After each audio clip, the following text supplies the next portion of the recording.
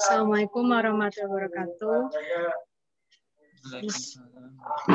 Di sini kami akan menganalisis tentang proposal dari PKMGT, gagasan tertulis yang berjudul Nusantara Blue Carbon Insurance, konsep investasi lingkungan masa depan sebagai bentuk perlindungan menyeluruh terhadap perubahan iklim global dan kesejahteraan masyarakat pesisir. Kelas Plastek 36 kelompok 16, di mana untuk kelompok kami itu ada saya sendiri, Safira Duyanti, 63, dari Departemen Aktuaria 058, dan teman saya ada Karisma dari Sistem Informasi 052 065, ada Aura Nida 052 087 dari Sistem Informasi, dan Awanda Abu dari Desain Interior 084 050.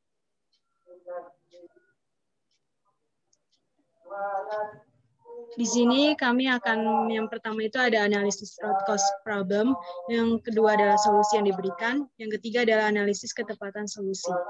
Selanjutnya akan dijelaskan oleh Awanda Agung. Silakan. Oke, baik. Yang pertama yaitu menganalisis root cause problem. Di sini kami memetakan sebab akibat dari perubahan iklim global dan kesejahteraan masyarakat pesisir. Sebabnya terjadi dari aktivitas manusia, yaitu salah satunya terjadi aktivitas pembakaran hutan, lalu terjadi emisi gas rumah kaca pada sejumlah gas industri.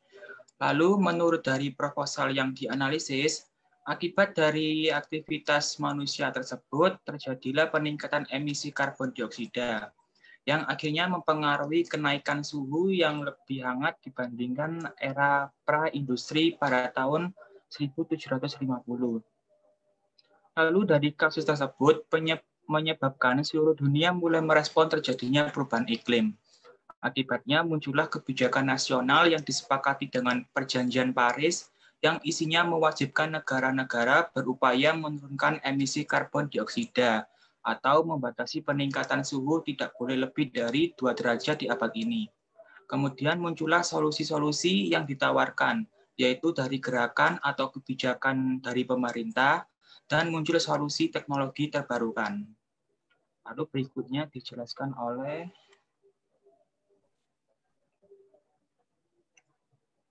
Oke, selanjutnya adalah solusi yang diberikan. Terdapat 2 solusi. Yang pertama merupakan konsep Nusantara Blue Carbon Insurance.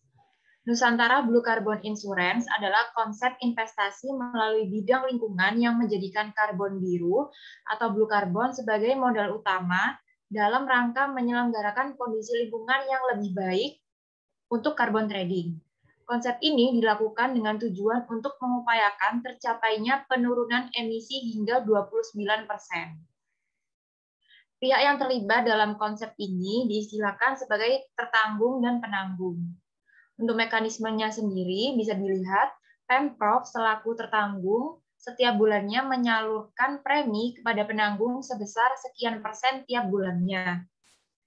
Lalu pemerintah pusat atau negara selaku penanggung setiap bulannya menerima sekian persen dari 34 provinsi tertanggung sebagai bentuk asuransi apabila pada akhirnya terjadi penurunan daya serap karbon biru.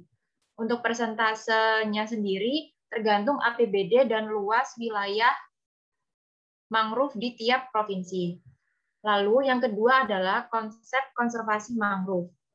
Konservasi hutan mangrove adalah usaha perlindungan pelestarian alam dalam membentuk penyisian areal sebagai kawasan suaka alam. Selanjutnya ada pihak-pihak yang mendapat implementasi solusi. Yang pertama adalah pemerintah Republik Indonesia, yaitu ada Kementerian Lingkungan Hidup dan Kehutanan, lalu ada Kementerian Agraria dan Tata Ruang atau ATR, serta Dinas Kelautan Perikanan. Yang ketiga ada pemerintah daerah. Untuk skala internasional itu ada UNDP, United Nations Development Program. Yang kedua ada IPCC, Intergovernment Panel on Climate Change. Yang ketiga adalah dari akademisi dan komunitas lingkungan, bertanggung jawab untuk melakukan pengukuran jumlah total karbon yang mampu diserap oleh ekosistem blue carbon sink, serta melaporkan data hasil pengukuran kepada pemerintah. Yang terakhir adalah masyarakat pesisir itu sendiri, yang bertanggung jawab untuk mengelola kawasan ekosistem karbon biru. Selanjutnya akan dijelaskan oleh Auranida. Selanjutnya adalah beberapa analisis terkait ketepatan dari solusi yang telah dibuat. Analisa yang pertama adalah konsep investasi Nusantara Blue Carbon Insurance ini sejalan dengan komitmen Indonesia dan dunia internasional yang dibahas melalui COP atau Commit of Paris dalam mengurangi jumlah emisi karbon dioksida. Kemudian yang kedua, konsep-konsep solusi tersebut dapat membantu masyarakat pesisir dalam meningkatkan kesejahteraan dengan peran yang multistrategis dalam bidang ekonomi maupun ekologis. Jadi berdasarkan analisa tersebut, maka konsep tersebut pantas untuk diimplementasikan dalam mewujudkan tujuan-tujuan yang ada di agenda dan untuk kebijakan bersama.